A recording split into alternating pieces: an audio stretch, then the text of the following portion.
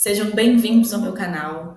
Prazer, meu nome é Luísa, sou nutricionista, sou mestre em nutrição, sou educadora em diabetes e hoje eu sou doutoranda também em endocrinologia e metabologia na Unifesp, na Escola Paulista de Medicina.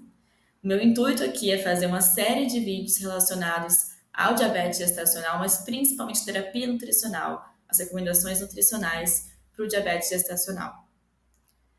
Se você conseguir curtir, dar um like, se inscrever, comentar, tá ótimo, vai só me ajudar mais a fazer, trazer mais vídeos para vocês. O meu intuito principal é fazer um curso de diabetes gestacional para nutricionistas, para profissionais de saúde, mas primeiramente a gente vai começar com esses vídeos um pouco mais curtos e um pouco menos abrangentes aqui no YouTube. Trouxe esse primeiro vídeo sobre recomendações nutricionais para o diabetes gestacional. Hoje em dia, nas diretrizes que a gente tem da SBD, Sociedade Brasileira de Diabetes, a gente não tem recomendações nutricionais focadas em diabetes gestacional. O que a gente tem são recomendações para pessoas com diabetes mellitus e isso das diretrizes anteriores. Então, qual que é a importância disso? A gente não tem uma recomendação focada em diabetes gestacional vindo do Brasil. A gente tem outras instituições, outros locais fora do país que têm uma mesma recomendação. Mas as recomendações para pessoas com diabetes gestacional e com diabetes acabam sendo muito parecidas, acabam sendo a mesma coisa. Então, por isso que acabei trazendo recomendações da SPD para pessoas com diabetes sem ser diabetes gestacional. Qual que é a primeira questão que eu acho que a gente tem que conversar aqui? Em relação ao carboidrato.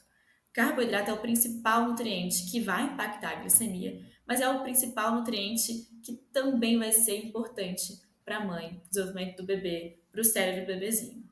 Então, a recomendação da SPD é que tenha 45 a 60% de fontes de carboidrato nessa dieta. Então, do valor energético total, a metade, mais ou menos, ser de carboidratos.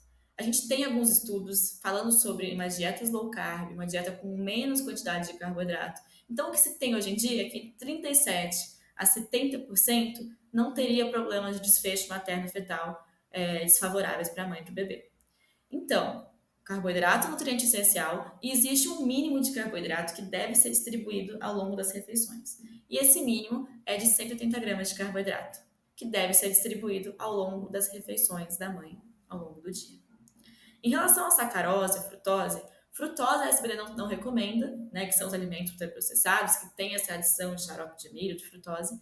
E sacarose, existe uma recomendação da SBD, que é de um máximo de 5 a 10% do VET. Isso quer dizer que eu posso consumir de 5 a 10% do VET? Não necessariamente.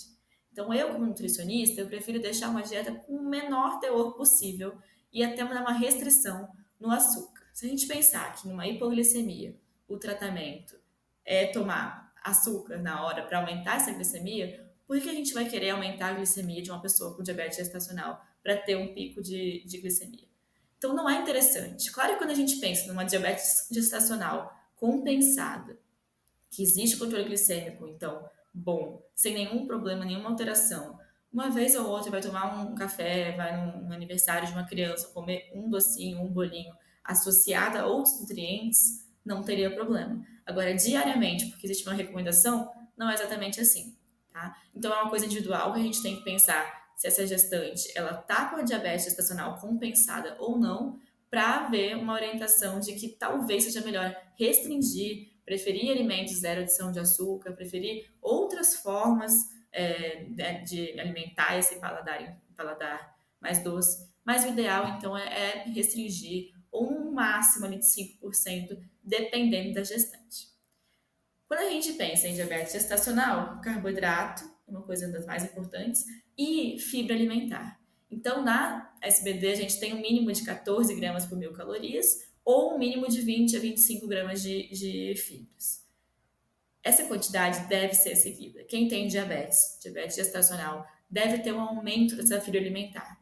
Por quê? Porque principalmente essa fibra vai conseguir reduzir aquela curva da glicemia, vai diminuir ali a velocidade de absorção da glicose e por isso a gente vai evitar picos de glicemia. E por isso é tão importante promover e orientar para essa paciente que consuma fibra alimentar solúveis e insolúveis.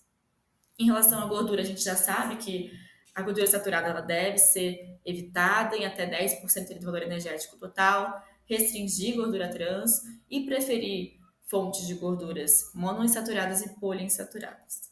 Proteína, que a gente já tem também de 15 a 10% a 20% do VET. E em relação a vitaminas e minerais, claro que seguem as mesmas recomendações para pessoas sem diabetes. Quando a gente pensa em gestação, a gente tem que pensar em nutrientes chaves para essa fase da vida, que são cálcio e ferro. São nutrientes que devem ser orientados para essa paciente como ela vai conseguir preencher essa recomendação, já que são importantes para o desenvolvimento do bebê, para evitar, então, pré-eclâmpsia, outras doenças. E hoje em dia a gente tem alguns estudos também falando sobre vitamina B12, vitamina D. A gente sabe que existe uma suplementação de ácido fólico, de folato ali no período pré-gestacional. Então é importante que a pessoa, que essa paciente, vá numa nutricionista e receba orientações corretas de acordo com a fase da vida que ela está e a patologia que ela está recebendo, que no caso é a diabetes gestacional. Trouxe aqui algumas recomendações sobre diabetes gestacional fora do país. Então, por exemplo, acabam sendo muito parecidos com o que a gente tem aqui no Brasil hoje. O máximo de 180 gramas, 175 gramas de carboidrato, quer dizer, o mínimo, né, dessa quantidade, que deve ser distribuído ao longo de 3 refeições principais e 2 snacks, 2 refeições intermediárias. Preferir carboidratos complexos com mais fibras para evitar esse aumento da absorção da glicose. Preferir alimentos com menor índice glicêmico, em harmonia com proteína, gordura, fibras. E também, então, esse último acaba falando esse mínimo de 175 gramas de carboidrato, distribuído nas 3 refeições principais, com 2 refeições intermediárias, e evitar alimentos que tenham alto índice glicêmico. Eu trouxe um resumo aqui para vocês das coisas que eu acho mais importantes quando a gente pensa em DMG.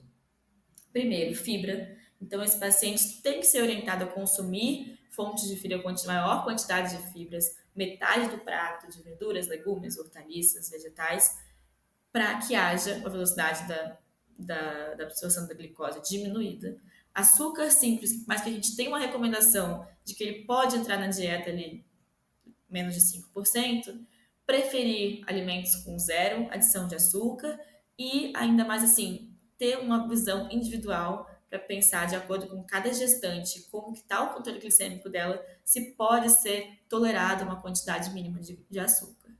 Carboidrato, no mínimo 180 gramas de carboidrato para garantir o aporte correto para a mãe e para o bebê e distribuído ao longo do dia junto com os macro e micronutrientes. E é por isso que a gente tem que garantir que essa paciente, pessoas que têm diabetes gestacional, saibam da importância que a nutricionista tem na hora ali do manejo da doença.